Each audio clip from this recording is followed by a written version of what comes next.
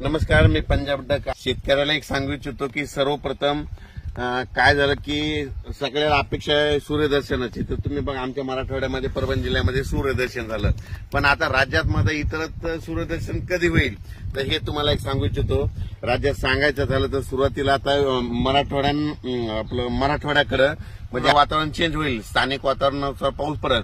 पण मराठवाड्यामध्ये लातूर जिल्हा, नांदेड जिल्हा, परभणी जिल्हा, हिंगोली जिल्हा, बीड जिल्हा, संभाजीनगर, जालना जिल्हा, धाराशिव, त्याच्यानंतर धाराशिव या भागामध्ये 1 तारखेपासून चांगला असं सूर्यदर्शन होणार आहे. तर शेतकऱ्यांनी 8 तारखेपर्यंत 8 ऑगस्ट पर्यंत तुम्ही शेतीची कामे करून घ्या. सोयाबीनला फवारणी करून घ्या, कापसाला फवारणी करून घ्या, कापसाला उकर करा, खुरपण करून घ्या.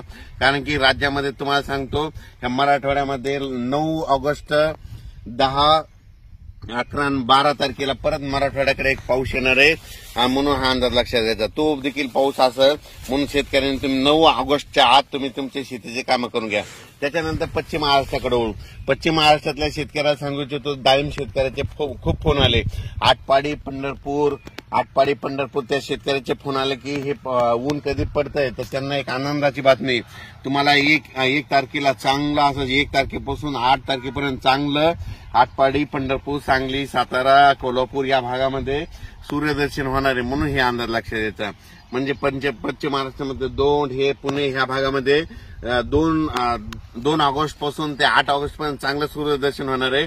पण पश्चिम महाराष्ट्रात मात्र 9 ऑगस्टला मात्र पंढरपूर, सोलापूर, जत, सांगली, सातारा, त्याच्यानंतर कोल्हापूर, इकडे बेळगाव, कर्नाटक, निपाणी ह्या भागामध्ये 9 ऑगस्ट पासून चांगला पाऊस सुरू होणार आहे, म्हणून त्यांनी 8 तारखेपर्यंत तुम्ही शेतीचे कामे करून घ्या. त्याच्यानंतर परत आपण उत्तर महाराष्ट्राकडे वळू. उत्तर महाराष्ट्राकडे देखील नाशिक, धुळे, नंदुरबार, जळगाव तुम्हाला 2 ऑगस्टला सूर्यदर्शन चांगलं होणार आहे.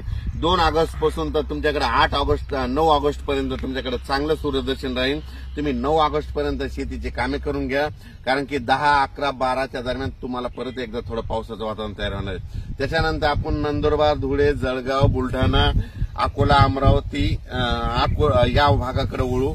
बुलढाणा तर या भागाकडे आणखीन 1 तारखेनंतर 2 तारखेला मात्र बुलढाणा जिल्हा, अकोला जिल्हा, अमरावती जिल्हा, नंतर जळगाव जिल्हा, नंदुरबार, धुळे, जालना जिल्हा, वाशिम, हिंगोली या भागामध्ये चांगलं सूर्यदर्शन 2 तारखेपासून होणार आहे.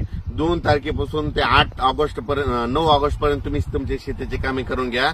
10, 11, 12च्या दरम्यान बुलढाणा जिल्हा, अकोला जिल्हा, अमरावती जिल्हा, वाशिम जिल्हा, त्याच्यानंतर जालना जिल्हा, जळगाव जिल्हा, नंदुरबार, धुळे, जळगाव, चाळीसगाव या भागाकडे भाग बदलत मध्ये 10, 11, 12चा तुमच्याकडे पाऊस येणार आहे, म्हणून हा अंदाज लक्षात यायचा.